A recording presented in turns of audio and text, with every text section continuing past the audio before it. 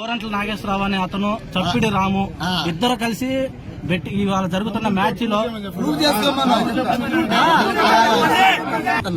లోపల కూడా చెప్పాడు.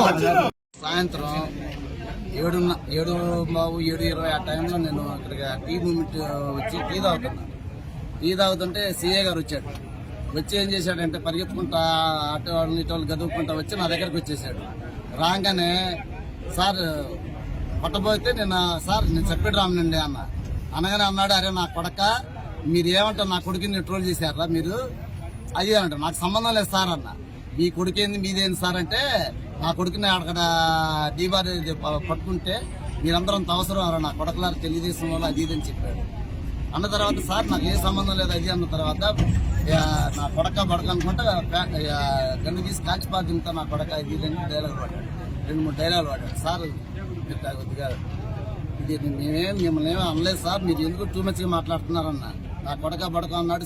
ఎస్ఐ గారికి ఫోన్ చేశాడు, డిపార్ట్మెంట్ ఫోన్ చేసి. వాళ్ళు వచ్చిన తర్వాత ఇక్కడ నుంచి మ్యాన్ హ్యాండింగ్ తీసుకుంటా నన్ను జీబీ ఎక్కించాడు. ఎక్కించుకుని తీసాపోయి స్టేషన్లో అమ్మ నా బూతులు అసలు మనం నా భార్య గురించి నా తల్లి గురించి ఎంత దారుణంగా మాట్లాడాడు. అక్కడ కానిస్టేబుల్ కూడా ఉన్నారు. నిజంగా అంతరాత్మంగా వాళ్ళు గుండె మీద చేసుకుని చెప్పనండి, ఇక్కడ టీ దాటానికి మీరు రాకూడదా, తెలుగుదేశం నాయకులు తిరగకూడదా, నీకు అంత ఇంట్రెస్ట్ గా ఉంటే ఇది చేసుకోండి. అంతేగాని ఈ రకంగా అసలు మేము అసలు ఆడ టీ తాగితే మెలకొండ కూర్చున్న వాళ్ళ దగ్గరకు వచ్చి ఎంత దారుణంగా అంటే పిల్లలు అసలు మేము ఒక మాటల్లా ప్రతిదీ రికార్డు ఉంటుంది, సీసీ ఫుటేజీలు అన్నీ ఉండే ఇక్కడ. అతను అయితే టూ మచ్గా చాలా దారుణంగా మాట్లాడాడు. ఇక్కడ కొట్టాడు. స్టేషన్ లో పోయిన తర్వాత కూడా మ్యాన్ హ్యాండింగ్ చేశాడు. స్టేషన్ లో కూడా కొట్టాడు నన్ను. ఉండు వాడికి సర్జరీ జరిగింది, 2 సర్జరీలు జరిగింది కాళ్ళు. వాడిని కూడా బండి మీద తీసుకొచ్చాం. తీసుకొచ్చి వాడిని మళ్ళీ బండి మీద తీసుకోవాలి. కొట్టబాగండి సార్, వాడికి కాలు బాగాలేదన్న మాటకి నా కొడకలారు బడకలారు నోరు బట్టని కోతలు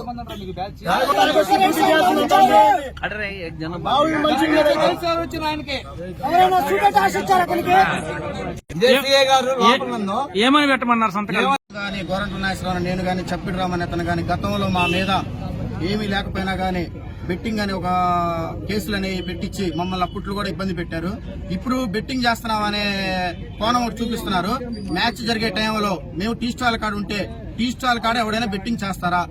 మేము మ్యాచ్ జరిగే టైంలో ఇతన్ని స్టేషన్ లో పెట్టారు, మేము స్టేషన్ బయట ఉన్నాం. అక్కడే ఎక్కడైనా మేము బెట్టింగ్ చేయగలమా? ఏది చేతకాక ఏం చెప్పాలో తెలియక గతంలో ఉన్న కేసుల పరంగా ఇలా వివాదంగా మా మీద రుద్దటమే తప్ప బెట్టింగ్ మేము చేశామని నిరూపిస్తే మీరు నిరూపించండి.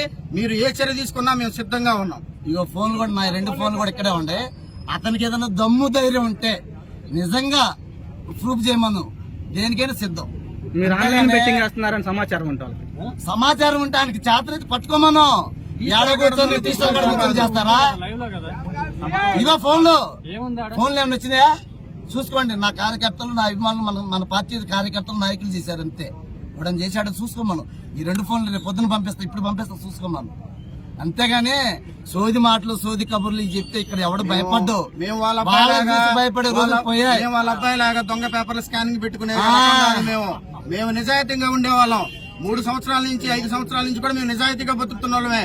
గతంలో ఉన్న కేసులు ఇప్పుడు తోటం కాదు. ముందు వాళ్ళ అబ్బాయి వ్యవహారం, వాళ్ళ అబ్బాయిని బయట తెచ్చుకునే వ్యవహారం కోసం ఇట్లాంటి క్రియేట్ చేస్తుండే అతను. ఇది కరెక్ట్ కాదు, ఇదైతే పద్ధతి అయిన వ్యవహారం కాదు.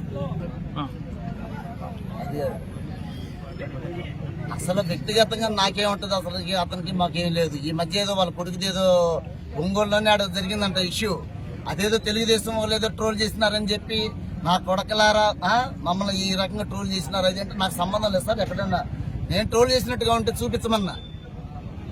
నా కొడక అని ఇష్టం వచ్చిన లాంగ్వేజ్. ఈ టీ స్టాల్ ఉన్న సెంటర్ కారంట్లో ఏం పనిరా నా కొడక అది అంటే సన్నిగల నా కొడుకు కారంట్లో ఏం పనిరా నా కొడక అంటాడు. ఇది పేడ సన్నిగల సార్ అన్నా కూడా మా తెలిసినారు నా కొడక బాగున్న వాళ్ళకి పేడ సన్నిగాలు ఏదో కారంపొడి ఏదో తెలియదు. అతను మద్యం మత్తులో ఇక్కడికి వచ్చి హత్యలు చేస్తున్నాడు. అవన్నీ వదిలేండి. ఎలక్షన్ కమిషన్ దృష్టికి ఎస్పీ గారికి అని మేము పైన అధికారులకి మొత్తానికి రిపోర్ట్ చేస్తాం. ఎందుకంటే ఇది లేనిపోయింది. ఇది అనవసరంగా ఇష్యూ చేశాడు మా మీద. మేమేదో ప్రశాంతంగా టీ తాగుతున్నాం కూర్చొని మేము అవతల కూర్చొని ఉన్నాం.